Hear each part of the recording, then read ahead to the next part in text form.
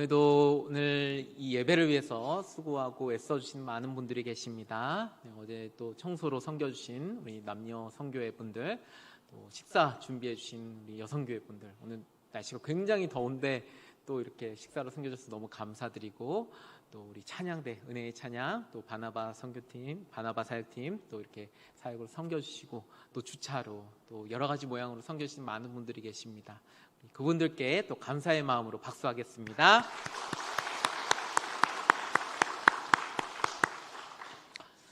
우리의 선한 목자이신 주님께서는 우리에게 좋은 꼴을 먹이기 위해 사망의 음침한 골짜기를 통과하게 합니다. 사망의 음침한 골짜기에 그것이 우리를 두려움에 빠지게 하고 또 말 그대로 여러 가지 어려움과 위험 요소들이 있기 때문에 사실 그 앞으로 나아가는 것들이 굉장히 망설여지게 되죠.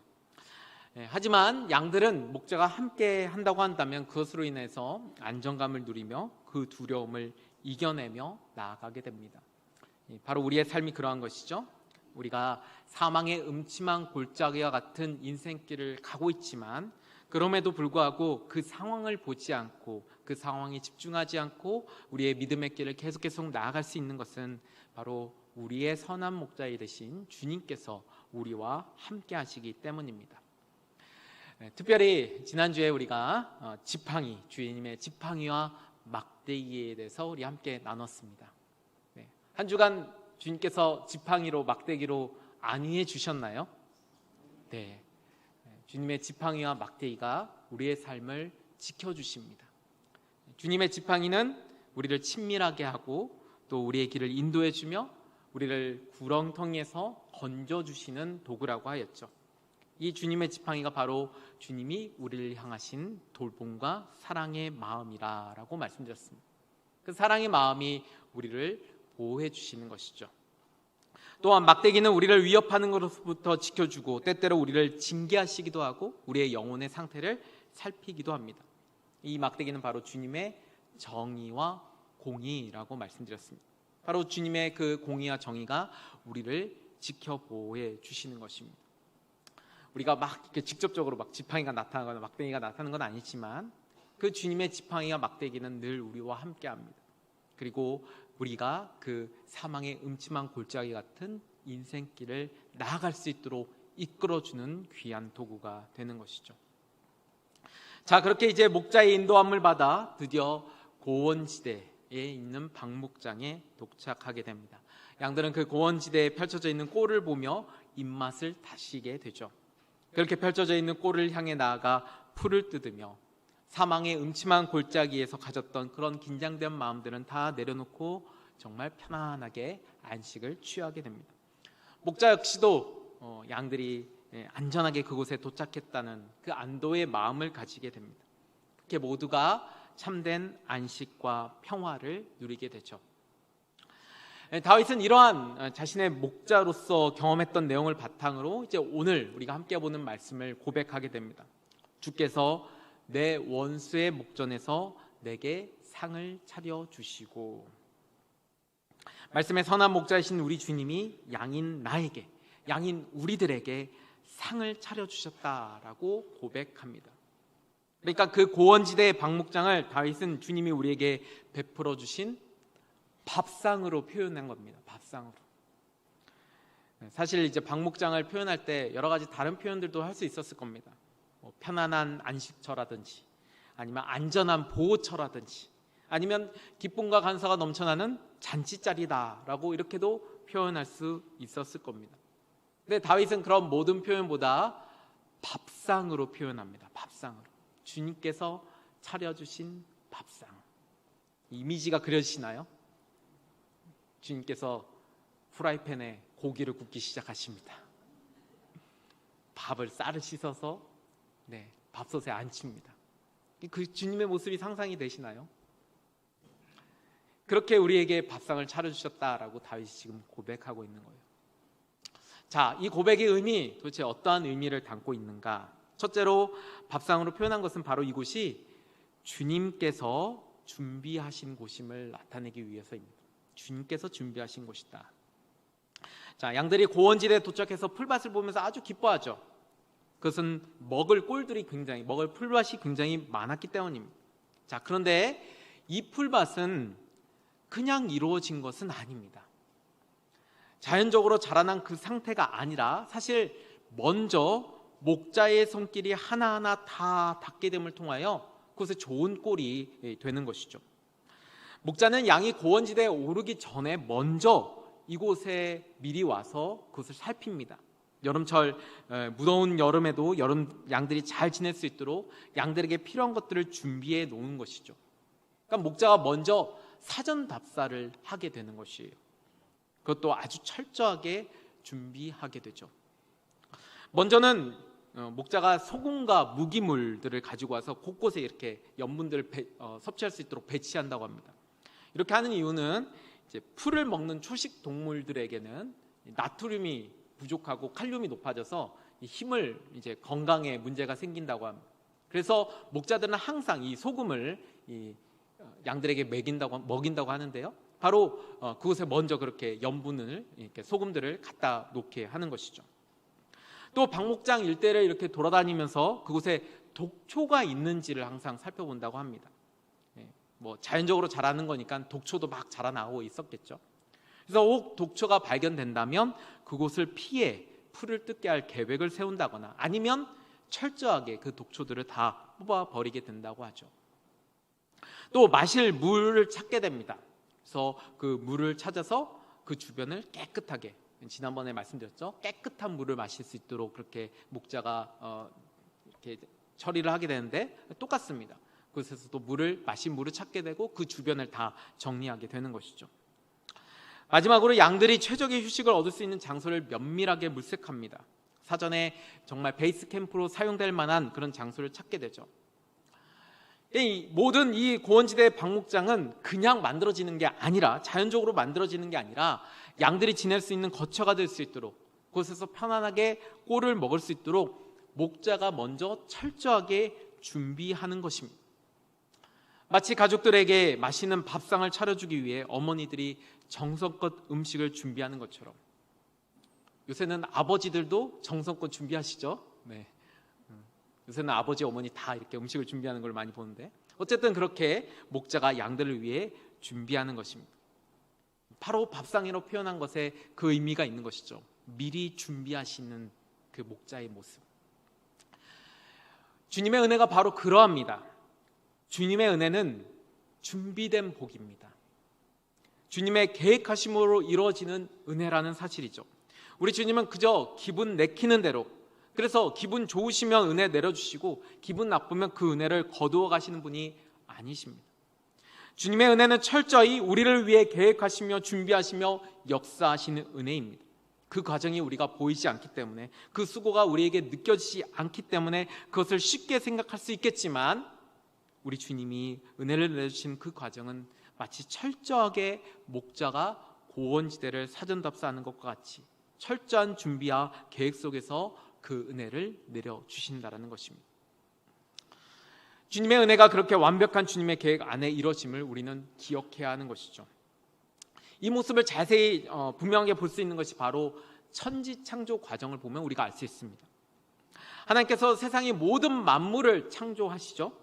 그리고 나서 맨 마지막에 사람을 창조하십니다. 모든 만물을 창조하시고 심지어 동물들까지 다 창조하신 후에 여섯째 날 마지막 순서로 사람을 만드시게 됩니다. 왜 그렇게 하셨을까요? 그것은 바로 사람이 하나님께서 창조하신 그 모든 창조물들을 누릴 수 있도록 하기 위해서인 것입니다. 준비된 복을, 준비된 은혜를 누릴 수 있도록 하기 위해 마지막에 사람을 창조하셨던 것입니다. 하나님께서는 그렇게 이 창조 사건 속에서도 사람을 향한 복과 은혜를 철저하게 준비하고 계획하시며 창조를 이루어 가셨던 것이죠. 이렇게 철저하게 준비하시고 계획하심 가운데 내려주시는 주님의 은혜와 복입니다. 주님이 이렇게 철저하게 준비하고 계획하실 수 있는 것은 사실 그만큼 우리를 향한 관심이 굉장히 크다라는 것을 나타냅니다. 아주 세밀한 부분까지도 우리에 대해서 알고 계신다라는 것이죠. 우리 말씀 함께 읽어보도록 하겠습니다. 참새 2마리가 한 양에 팔리지 않느냐. 그러나 그 가운데서 하나라도 너희 아버지께서 허락하지 않으시면 땅에 떨어지지 않을 것이다. 아버지께서는 너희의 머리카락까지도 다 세워놓고 계신다. 아멘. 자, 말씀에 나온 것처럼 주님은 우리의 세밀한 것까지 다 아시고 계신다고 말씀합니다. 그 세밀한 부분까지도 다 역사하시는 하나님이시라고 말씀하는 것이죠. 마치 목자가 양들에게 가장 좋은 것이 무엇인지 아는 것처럼 아주 디테일한 부분까지, 별것 아니라고 생각하는 그 부분까지 보는 것처럼 우리 주님께서 그렇게 우리 가운데 세밀하게 보이지 않는 그 부분까지, 별것 아니라고 생각하는 그 부분까지도 역사하여 주신다라는 것입니다. 그래서 주님의 계획이 완벽한 것입니다. 완벽한 계획과 준비 속에 우리 가운데 역사하시며 은혜를 내려주시는 것이죠. 우리에게 가장 필요한 은혜를, 우리에게 가장 필요한 때에 가장 적합하게 주시는 분이 바로 우리의 주님이시라는 것입니다. 그러니까 우리는 그 주님의 계획하심을 온전히 신뢰하며 나아가는 삶이 되어야 됩니다. 그 주님을 끝까지 의지하고 바라며 나아가는 삶이 되어야 되는 것이죠. 우리에게 그 주님의 계획을 신뢰하며 나갈 수 있는 믿음의 인내가 필요하다라는 것입니다. 주님의 계획은 어떠한 계획일까요? 오늘 말씀 또 함께 읽어보도록 하겠습니다. 너희를 두고 계획하고 있는 일들은 오직 나만이 알고 있다. 내가 너희를 두고 계획하고 있는 일들은 재앙이 아니라 번영이다. 너희에게 미래에 대한 희망을 주려는 것이다. 나 주의 말이다. 아멘. 주님의 계획이 어떠한 계획인지 말씀에서 분명하게 이야기하고 있습니다. 그것은 우리를 향해 재앙이 아닌 번영이라고 말씀하고 있죠. 미래에 대해 소망을, 희망을 가져다주는 계획임을 분명하게 말씀하고 있습니다. 사실 우리는 그 계획을 다 알 수 없습니다. 그 계획을 다 볼 수가 없습니다. 그러니 우리가 불안할 수밖에 없습니다. 두려울 수밖에 없습니다. 하지만 주님은 끝까지 그 계획을 신뢰할 것을 말씀합니다. 그 계획은 번영이라 말씀하십니다. 미래에 우리에게 소망이 주는 계획이다 분명히 말씀해 주십니다. 그러니 우리가 그 계획을 끝까지 신뢰하며 나아가는 삶이 되어야 되는 것이죠. 주님은 우리를 위해 그렇게 풍성한 밥상을 준비하고 계십니다. 그리고 곧 있으면 풍성하게 준비된 그 밥상을 우리가 맞이하게 될 것입니다. 우리가 그 준비된, 계획된 주님의 은혜를 기대하며 그 밥상을 기대하며 믿음으로 한 걸음 한 걸음 나아가는 성도 여러분 되시기를 축복합니다. 우리를 향한 주님의 계획은 우리에게 소망을 가져다 주는 계획입니다. 둘째로 밥상이라고 표현한 것은 승리를 일궈낸 성도들을 향한 상급입니다. 보통 동물들이 주인의 그 말을 잘 듣게 되면 그 주인은 그것에 대한 고마움의 표시로 먹을거리를 줍니다. 가장 흔한 것이 집에서 키우는 강아지들, 반려견들. 앉아! 이랬을 때 어떻게 해요? 잘 앉고 손! 하면 이제 발을 이렇게 내밀어주면 주인이 뭘 해줍니까? 뭔가 포상을 해줘야 돼요. 그죠? 그래서 막 간식 같은 거, 이렇게 먹을거리를, 개를 키우는 뭐 분들이나 아니면 그걸 연구하는 분들이 꼭 그렇게 포상을 해줘야지 그 개들이 정말 충성스러운 개가 될 수 있다라고 이렇게 얘기를 하죠. 이 목자가 양들에게 상을 차려준다는 것도 같은 개념입니다. 양들은 그 두려운 사망의 음침한 골짜기를 잘 헤치고 나왔죠. 목자의 인도를 따름으로 그 길을 통과하게 되었습니다. 그리고 드디어 그곳에 도착했을 때 목자는 양들의 그 순종과 따름에 상을 주게 됩니다. 그것이 바로 고원지대에 꼴이 가득한 방목장인 것이죠. 양들의 밥상인 것입니다. 바로 이러한 포상을 해준다는 개념이 이 밥상에 포함되어 있는 것입니다. 이 표현 속에 담겨져 있는 것이죠. 우리의 선한 목자이신 주님이 바로 그렇게 우리에게 상을 내려주신다는 것이에요. 주님의 말씀에 순종하며 그 믿음의 순례길을까지 나아가는 자들에게 그 상을 베풀어 주신다는 것입니다. 우리 말씀 함께 읽어보도록 하겠습니다. 시험을 견디어내는 사람은 복이 있습니다. 그 사람은 그의 참됨이 입증되어서 생명의 면류관을 받을 것이기 때문입니다. 그것은 하나님을 사랑하는 사람들에게 약속된 것입니다. 아멘. 네, 오늘 이 말씀에 분명히 나타나고 있죠. 시험을 견뎌내는 사람에게는 복이 있다고 이야기를 합니다. 그러면서 무엇을 받는다고 얘기합니까? 생명의 면류관을 받는다라고 말씀하고 있습니다. 이것이 바로 어려움과 시련 속에서도 꿋꿋하게 믿음을 지켜나간 자들에게, 인내하며 끝까지 믿음의 길을 나아간 자들에게 주시는 주님의 상인 것입니다. 주님이 우리에게 주시는 상급이라는 것이죠. 특별히 이 상이 우리에게 주어질 때 그 자리에 우리의 원수된 자들이 함께 있음을 이야기합니다. 오늘 말씀에 그 내용이 나오죠. 원수의 목전에서 내게 상을 차려주시고. 원수의 목전에서. 왜 하필 원수의 목전에서 주시는 것일까요? 그것은 우리가 믿음으로 사는 것이 진짜 승리한 일임을 보여주기 위해서입니다. 우리를 위협하고 우리를 조롱하고 우리를 비난했던 그 악한 자들이 우리가 상을 받는 모습을 봄을 통해서 그것이 진정 승리의 길임을, 그것이 진정한 의의 길임을 인정하게 하는 것이죠. 다윗이 이것을 직접 경험하였습니다.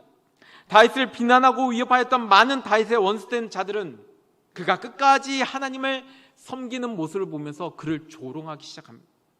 그가 섬기는 하나님이 어디 있냐고 조롱하게 되죠. 시편 4절 말씀에 그의 조롱이 나옵니다. 악인은 그의 교만한 얼굴로 말하기를 여호와께서 이를 감찰하지 아니하신다 하며 그의 모든 사상에 하나님이 없다 하나이다. 하나님의 존재를 아예 부정합니다. 심판하는 하나님이 어디 있냐고, 하나님은 없다고 다윗을 조롱하며 이야기를 하죠. 그런데 이런 악인들의 조롱과 멸시와 비난을 받은 다윗은 결국 왕이 됩니다. 이스라엘 왕으로 세움받고 이스라엘의 전성기를 이끈 왕이 되죠. 그렇게 되자 그를 조롱하고 멸시하였던 악인들도 그의 앞에서 머리를 조아릴 수밖에 없게 되옵니다. 상황이 완전 역전된 것이죠. 다윗이 섬기는 그 하나님을 인정하지 않을 수 없게 된 것입니다. 원수의 목전에서 그에게 내려주신 주님의 상이 결국 원수들마저도 하나님을 인정하지 않을 수 없게 되었던 것입니다. 바로 그 경험을 다윗은 오늘 말씀과 같이 고백하였던 것입니다. 우리 믿음의 사람들이 바로 그 상을 바라보며 나아가는 삶이 되어야 하는 것이죠. 우리 그리스도인들은 미래에 주실 하나님의 상급을 기대하며 나아가는 삶이 되어야 합니다. 세상 사람들은 과거에 얽매인 오늘을 살아가지만 우리 그리스도인들은 주님이 말씀하신 그 미래에 대한 희망과 소망을 기대하며 오늘을 살아갑니다. 이것이 분명한 차이입니다. 이것이 분명한 차이여야 됩니다. 우리는 과거에 어떤 일이 있었던 것에 대해서 얽매이지 말아야 됩니다. 우리는 주님이 계획하시고 준비하시고 예비하신 그 길을 바라보며 그것을 기대하며 나아가는 삶이 되어야 되는 것이죠. 오늘 하루 그렇게 믿음의 길을 묵묵히 나아가는 것입니다. 주님은 분명하게 약속해 주셨습니다. 이기는 자는 이것들을 유업으로 받으리라. 나는 그의 하나님이 되고 그는 내 아들이 되리라. 우리 모두 그 승리를 통해 우리에게 주어질 주님의 상을 기대하며 나아갑시다. 끝까지 믿음을 붙잡고 믿음으로 살아가 믿음으로 승리하는 성도가 됩시다. 그 승리의 상이 어떤 걸지는 정확히 알 수 없습니다. 우리에게 이 땅 가운데 살아가면서 주어질 상일지 저 하늘나라에서 받게 될 상급일지 그것은 명확하게 알 수 없습니다. 하지만 우리 주님은 우리에게 꼭 필요한 은혜를 주시는 분이십니다. 우리의 머리칼까지도 다 아시는 분이시기에 우리에게 반드시 필요한, 우리에게 꼭 필요한 그때에 그 상황 속에서 주시는 상인 것입니다. 그러니 그 상을 기대하며 확신하며 나아가는 우리의 삶이 되어야 하는 것이죠. 주님의 상은 이미 주님의 손에서 준비되어 있습니다. 그리고 그 상은 언제 어떻게 어떤 방식으로 우리에게 주어질지 모르지만 곧 우리에게 주어지게 될 것입니다. 그 승리의 날, 승리의 상을 기대하며 나아가는 성도 여러분 되시기를 축복합니다. 마지막으로 밥상으로 표현한 것은 바로 이 밥상이 주님의 사랑과 그 사랑에 비롯된 친밀한 교제를 나타나기 위해서입니다. 밥상은 사랑의 표현이죠. 제가 설교 시간에는 드라마 같은 얘기를 잘 안 하거든요. 처음으로 한번 해보려고 합니다. 제가 최근에 한 드라마를 봤습니다. 폭삭 속았수다를 봤어요. 이거 왜 보게 되었냐면 제 선배 목사님들이 목회를 하기 위해서는 이걸 꼭 봐야 된대요. 그래서 제가 원래 드라마 같은 거 안 보는데 꼭 목회를 위해서라고 하니까 이렇게 또 보게 되었습니다. 아마 많은 분들이 보셨을 거라고 생각되는데요. 제가 그 드라마에서 좀 한 가지 인상적인 장면이 있었습니다. 이 딸이 아이유죠. 아이유가 금명이로 이렇게 나오는데, 금명이가 이제 결혼 약속을 했다가 시댁과의 어떤 갈등으로 인해서 결국 그 결혼이 파혼이 되게 됩니다. 그러면서 이제 혼자서 서울에서 이제 힘겨운 시간을 가슴 앓이를 하는 시간을 보내게 되죠. 그러다가 이제 어느 정도 마음이 안정되어서 이제 본가가 있는 제주도로 이렇게 내려가게 됩니다. 부모님께 말도 안 하고 그냥 이렇게 무작정 내려가게 됩니다. 그렇게 갑작스럽게 내려오다 보니까 그 내려온 딸을 보면서 이제 부모님이 난리가 나죠. 힘들어했을 그 딸의 마음을 알기 때문에 그것을 챙겨주기 위해서 부산스럽게 그렇게 움직이기 시작합니다. 그런데 이때 엄마가 이 딸에게 가장 많이 한 일이 무엇인지 아십니까? 밥상 차려준 일입니다. 그것도 온 정성을 다해 양도 뭐 한 4, 5인분 되는 거를 다 먹으라고 막 이렇게 가져다 주는 그런 모습을 보이게 되죠. 왜 그렇게 했을까요? 이 밥상이 바로 딸을 향한 엄마의 사랑의 표현이기 때문에 그렇습니다. 우리의 선한 목자이신 주님도 바로 그 사랑의 마음을 담아서 밥상을 차려주시는 것입니다. 밥상을 차리기 위해서 목자의 희생과 섬김과 헌신이 따르게 됩니다. 앞서 이야기했던 것처럼 사전 답사를 통해 전부 확인하게 되죠. 잘 준비된 밥상을 마련하기 위해 그렇게 목자는 양들을 사랑하는 마음으로 힘쓰는 것입니다. 그렇기에 잘 차려진 밥상은 바로 우리를 향한 주님의 사랑의 표현인 것입니다. 주님의 이 사랑의 마음을 정말 직접적으로 잘 표현한 것이 있습니다. 그것이 바로 제자들과 함께한 마지막 만찬입니다. 우리가 소위 말하는 성찬식을 말하는 거죠. 유월절을 맞이해서 예수님과 제자들은 유월절 만찬을 진행하게 됩니다. 그런데 이때 갑자기 예수님께서 특별한 예식을 진행하시게 됩니다. 먼저 빵을 드시고 축사하신 후 제자들에게 이렇게 말씀하시죠. 받아서 먹어라. 이것은 내 몸이다. 그렇게 서로 빵을 나눠 먹은 후에 이번엔 잔을 드시게 됩니다. 또 똑같이 감사 기도를 드리신 후에 그 잔을 서로 돌려가며 마시게 되죠. 그러면서 말씀하십니다. 이것은 죄 사하려 주려고 많은 사람을 위하여 흘리는 나의 피 곧 언약의 피이다. 그렇게 빵과 포도주를 통하여 예수님은 나의 살과 피를 제자들에게 나눠주게 됩니다. 마지막 만찬을 했을 때 예수님의 모습이 어떠했을까요? 이제 보통 우리가 성찬식을 하면 굉장히 엄숙하게 이렇게 진행합니다. 그렇죠? 그래서 목사님 얼굴들도 다 이렇게 거룩하게 해서 무표정으로 이렇게 진행하는데, 저는 이때의 모습을 상상해 보면 예수님이 굉장히 밝은 모습으로 주시지 않았을까라는 생각을 해요. 왜 그럴까요? 내 사랑하는 마음을 지금 제자들에게 보여주기 위해서 그것을 주는 거잖아요. 예수님은 십자가를 앞두고 있는 상황이었습니다. 근데 그 십자가의 길이 마냥 힘들고 고통스러운 길만은 아니었을 겁니다. 왜냐하면 제자들과 또 주님을 믿고 있는 우리들을 위한 길이었기 때문이었죠. 고통스럽고 힘겨운 길이었지만 그 길을 우리를 사랑하는 마음으로 묵묵히 걸어 나아가셨던 것입니다. 주님의 고난과 고초의 그 길은 우리를 구원의 길로 인도해 주셨습니다. 우리에게 그 사랑을 전해주시는 바로 성찬, 마지막 만찬의 모습인 것이죠. 그러니까 우리가 성찬을 받을 때마다 우리 마음엔 기쁨과 감사가 넘쳐나야 되는 것이며, 주님의 사랑에 우리가 기쁘고 감사한 마음을 깊이 묵상하고 나아가야 되는 것이죠. 자, 이렇게 주님께서 상을 차려주심으로 주님은 우리를 향한 사랑을 나타내시게 됩니다. 그런데 주님께서 그 사랑의 표현을 통해서, 그 밥상을 통해서 우리에게 원하시는 것이 있습니다. 그것이 무엇이냐면 바로 주님과의 깊은 교제, 친밀한 관계입니다. 주님은 우리를 너무나도 사랑하시기에 우리에게 많은 것을 공급해 주시죠. 그런데 그렇게 하시는 궁극적인 이유가 바로 우리와 함께하기를 원하시기 때문인 것입니다. 그 깊은 교제로 나아가기를 원하시는 것이죠. 이런 애타는 예수님의 마음을 잘 나타내는 말씀이 있습니다. 이 말씀 함께 또 읽어보겠습니다. 보아라, 내가 문 밖에 서서 문을 두드리고 있다. 누구든지 내 음성을 듣고 문을 열면 나는 그에게로 들어가서 그와 함께 먹고 그는 나와 함께 먹을 것이다. 아멘. 자, 이 말씀 여러분의 마음의 문에 예수님이 계속 서 계시는 거예요.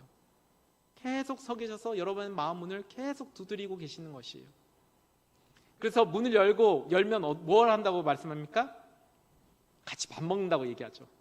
네, 같이 밥 먹는다고 얘기해요. 이게 친밀한 관계를 나타내는 것이죠.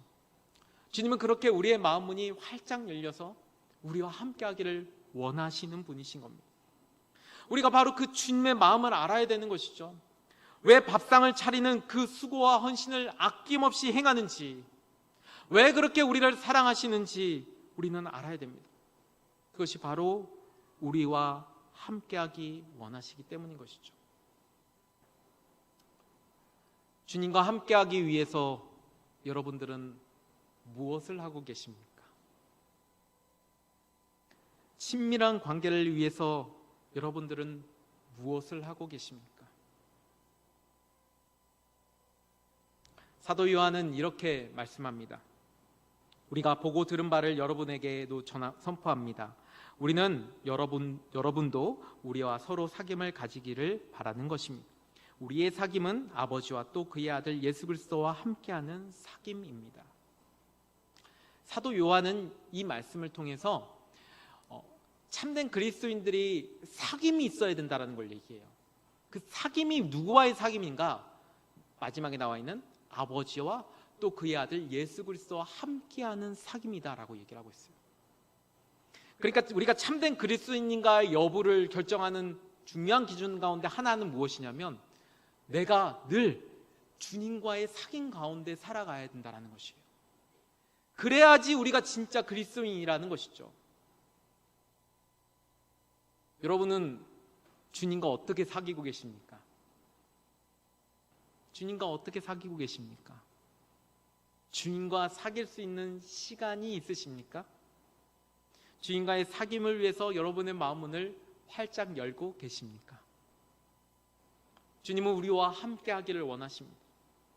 우리가 주님의 뜻이라면 무엇인지 순종하겠다라고 고백했던 자들인데 사실 주님과의 사귐 그것은 어렵지 않잖아요. 우리가 그 주님의 마음을 알아야 되는 것이죠. 이 밥상은 바로 주님의 사랑을 표현하는 것이고 이 밥상은 바로 우리와 함께 하시길 원하는 주님의 그 마음을 나타냅니다. 우리가 그 마음을 알고 우리의 마음을 활짝 열고 주님과 깊은 사귐을 통해 주님의 사랑을 누리는 삶이 되시기를 축복합니다. 우리의 선한 목자이신 주님은 사망의 음침한 골짜기를 통과한 우리에게 밥상을 베풀어 주십니다. 그 밥상의 의미를 오늘 우리가 함께 나눴습니다. 먼저는 이것이 주님께서 손수 준비하고 계획하신 밥상이라 말씀드렸죠. 우리가 편안하게 안전하게 그 밥상을 받을 수 있도록 사전에 철저하게 준비하셔서 우리에게 베풀어 주시는 밥상이었습니다.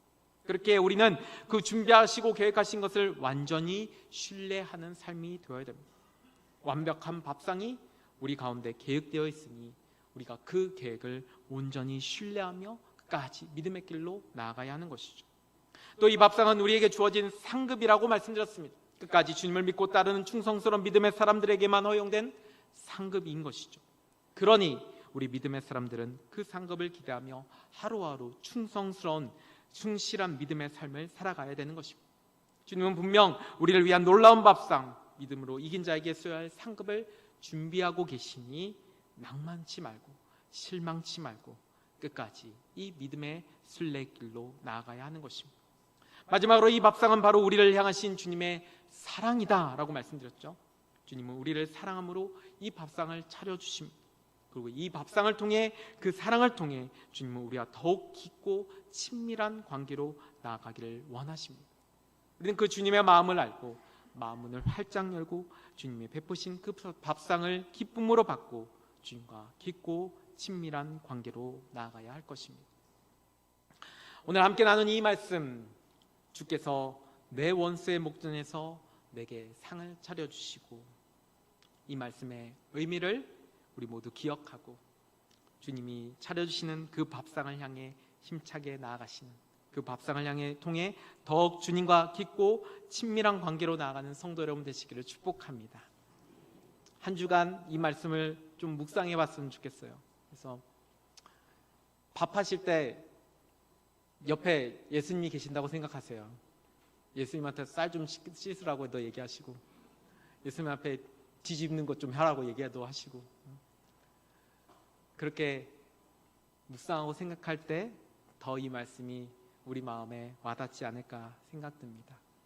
주께서 우리에게 밥상을 차려주십니다. 그 밥상의 의미를 우리가 잘 기억하고 한 주간도 주님이 베풀어 주시는 그 밥상을 기대하는 마음으로 끝까지 나아가는 믿음의 길, 끝까지 나아가는 사랑하는 성도 여러분 되시기를 예수 그리스도의 이름으로 축복합니다.